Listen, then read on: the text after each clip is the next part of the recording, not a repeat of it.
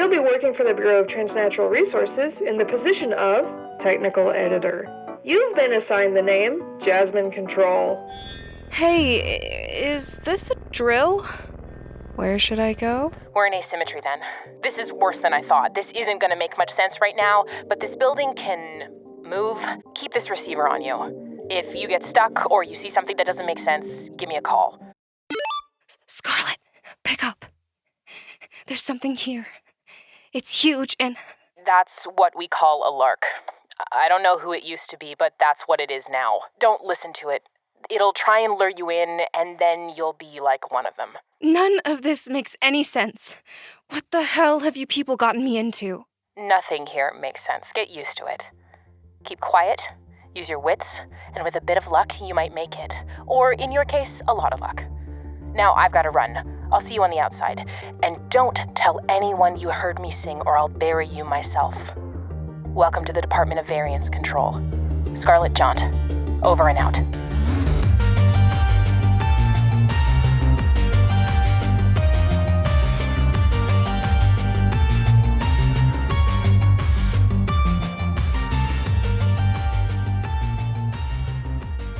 Scarlet, wait. You can't just... She's gone again. So, I just need to explore this building and find the emergency stairs for this floor. God, stupid cat. Oh, come on. Ooh, power's back. Whoa, this meeting room is fancy. Nothing like Dad's old office. Hello, and welcome to the Ohio Department of Variance. Here at the department, we like to, as Steve Jobs said, think differently.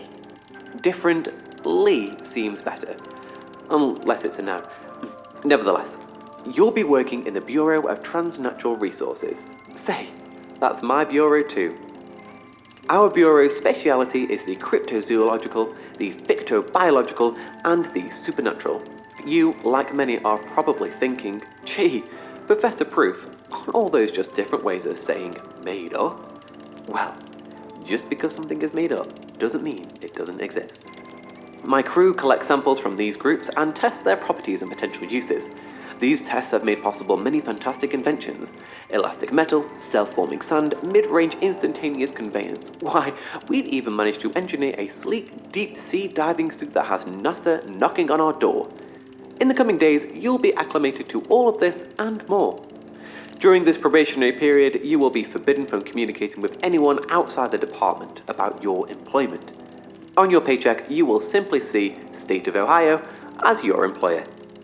You see the department one. Shit. First one was not a resounding success. I'll admit that. Some of the early tests were mismanaged. The bulb deal with Thanatech was a mistake. No two ways about it. The larks came out of my psychedelics lab too. And green. But there were positive developments. We managed to control the lab situation, and now we can induce partial lucid dreaming in conscious participants, with a few minor side effects. The sand experiment didn't work out exactly as planned, but it did lead to the development of the Jaunts. We've seen how useful those devices can be against our avian foes. Our latest trial did produce 2 washouts, but our findings were fascinating nonetheless. Temporal transference, albeit quite limited. We're still looking into it.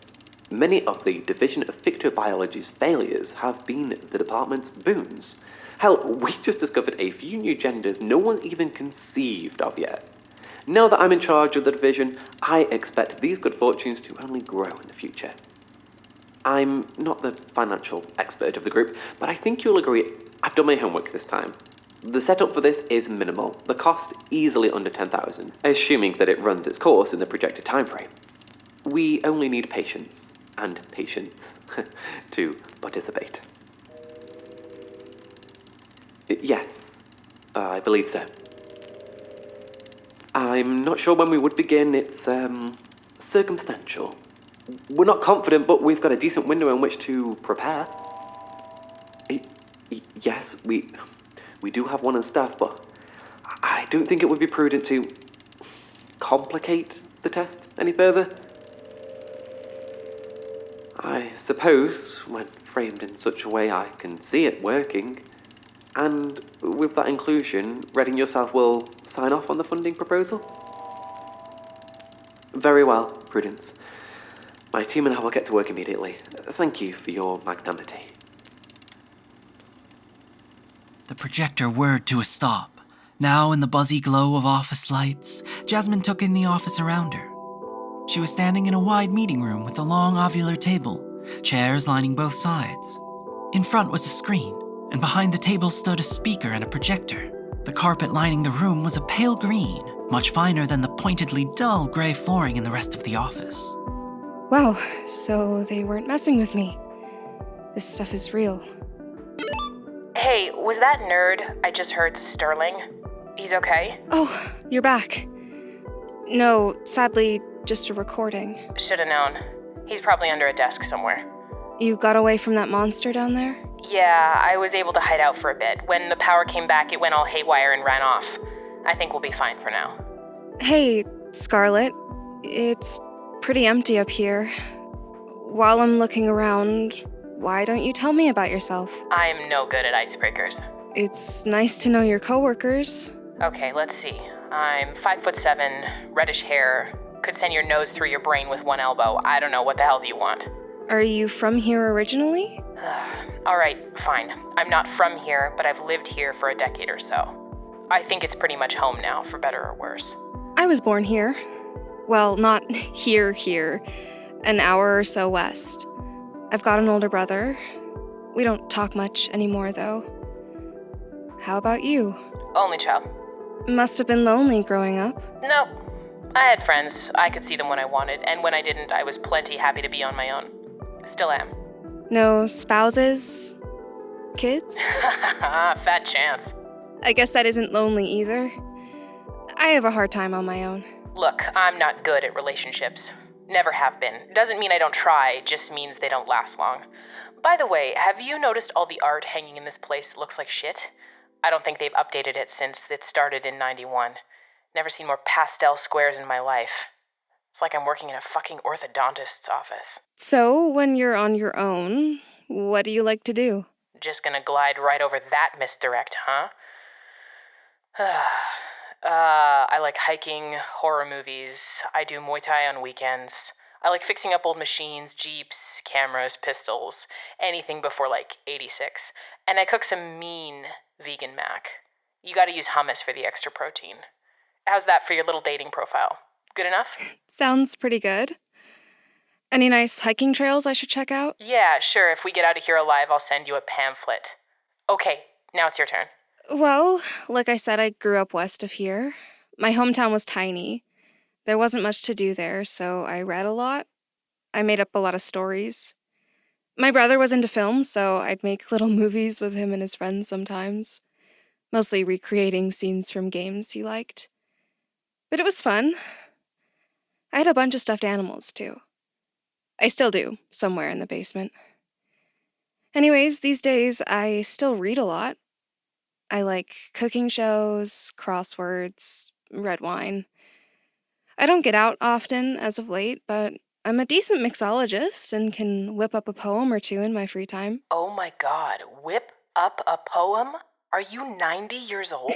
No. Do you do anything like fun? Is this how you treat a poet and sommelier? I'm gonna leave you in this building, Control. You wouldn't leave such an elderly woman all alone here on her first day. Scarlet, Jaunt, over and permanently out. Wait. The video stirred up a great deal of interest in Jasmine. Lucid dreaming, transference, jaunts. Was any of this what she had experienced? With that creature and the colors? Or was that something else entirely? Jasmine Control hadn't planned for this kind of stress. She was approached with a job offer, a simple editorial position with a government agency. No more information was given in the initial email. She tried searching online for the agency name for the sender, Yellow Access something or other, but couldn't find anything relevant. Her first and most obvious thought was that it was clearly a scam. If she responded, they'd ask for her address, phone number, social security number, mother's maiden name, whatever they could get out of her. But something about the wording of the email gave her pause. Things like, We've been searching for candidates. Your psychometric profile looks quite profound. Interest in your skill set. Your work history and side projects need not be extensive. It all seemed a bit more targeted than the usual junk mail. There was personal information that a regular scammer shouldn't have. The end of the email supplied an address to an office building downtown and a time to meet. Now, that could have been a misdirect, but it somehow felt real. And this emailer, though odd, did have an actual .gov attached. She tried to reply, but was given an automated response from a Fern demon that the account could not be reached. Whoever this person was, they must have been desperate. She'd never been cold called by a legitimate company before. Despite all the oddity, she considered meeting up. More than anything, Jasmine was bored. She'd done fine in high school, went to a 4-year college, even graduated with honors. She moved, she got a job, she made acquaintances, she had responsibilities. She kept at it for a few years. Life was fine, just fine. But there was always something clawing in the walls in the back of her mind. Is this all there is? Is this what the rest of her life would be like? To work, to sleep, to work, to die. She felt at all times on the brink of disaster, whether such disaster was actually on the horizon or simply internal. She didn't let it show, not often anyway. She kept hacking away at her job, at her days. A tiny part of her withered away every morning when she was stirred from dreams of lush green, distant birds, gentle waves on sand. Even nightmares offered more to her than staring at a screen, biking before work, trying out a new recipe. Existence to her felt, in one word, dull, and in 4, maybe not worth it. You know I was messing with you, right? It's hard to tell without seeing your face. Of course. Good. I'm not here to be your best friend, but I didn't actually want to piss you off. You didn't. Look, I'm smiling. It's fine. So, here's a question. What was that guy, Sterling, you said? What was he talking about? I didn't catch it. What did he say? He was setting up an experiment. Know anything about it? No. Say anything else? He mentioned fictobiology. What does that mean? He studies fictional things. Stories, mythical creatures, whatever. Oh, like a historian, or maybe a folklorist in his case? No, he, studies them. He gets samples, records data, keeps some of them. He's got a fucked up little zoo in here somewhere. How is that possible? They don't exist. Did that big boy you saw up on 26 exist? I mean, I did see it, so I guess it does. Cool. That's just as fake as any story. But it's here. So, fiction, fake, they mean different things here. The words mean the same. It's like dreams are fake, but they exist. Ugh, my head hurts. I know. It feels like your brain's ripping in half, right? That's logic and imagination fighting over reality. If you want to work here, you have to let one of them win. I made a bad choice, didn't I? To work here. Probably. If you're a washout, and it seems like you will be, they'll either set you up for a while so you don't talk, or the blank commission will see if they can mind wipe you. So, all of this, everything I'm seeing, what you're telling me, it's not real, but it is. See, you're getting it. I've got a howling pit in my stomach. Feels like the end of the world. Yeah. Could be, but you get used to it. Really? How? You have to. You get used to it or you live in constant pain. I can't go back, can I? You can. Well, not right now, you can't. But once this is over, like I said, cash or brain tricks, you could pretend for the next few decades that none of this happened, that you had a bad dream. But could you really just walk out? Wouldn't it eat at you forever? That bit of doubt? I don't know. I didn't have much choice. I had all this shit thrust on me. Couldn't really forget it. I figured I might as well make the best of a bad situation. You, on the other hand, I don't know why you're here. I was bored. You're fucking with me. I was bored, okay? I felt like I was wasting my life. Or like life itself was a waste. Yeah, we're all wasting our lives. How are you this chill about everything? Have to be. The other way of dealing with it leads to something darker. God, you're frustrating. I can go if you don't want me here. Please don't hang up. I'm not brave. I noticed. Is it okay if I cry for a minute? Yeah, go for it. Scarlet? Yeah, Too late. I know. It's just like... What was the point? I did everything right. I did what they told me, and it still all fell apart. It felt like nothing I did mattered.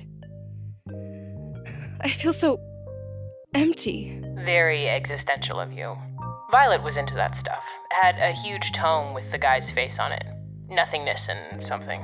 Probably Sartre. Well, we're all empty, if you think about it. And the only way to fill that empty spot up is to give yourself something to do. Some purpose or project. I've got one. Don't tell me you're gonna give me a come to Jesus speech. Nah, nothing like that. Though, for some people that does it. Not me. What's yours? I don't know. I have hobbies, friends, family. I was okay. Obviously you weren't, or you wouldn't be here. Some of us need more than okay. We need to do something. We need real action. That's why I can't leave. Every day I'm here is a nightmare. I could die right now, or tomorrow, or 30 years from now. I could be dead right now and not even know it. But guess what? I feel fucking electric. Check your pulse. I bet it's racing. Of course it is. What, like 110, 120? How would I know? There's a little bit of me in you, somewhere, deep down, I think. You need something more, something bigger. Everybody here does. You think Sterling couldn't go work for DARPA or Lockheed? He could teach anywhere he wants, but he's here because, like me, he wants more. The department doesn't need us, we need it. There's something that you need that you didn't have before. There's that drive, an itch, and whatever that is for you, you're close to it now. Check that pulse again. You know what it means? It means you're not bored anymore.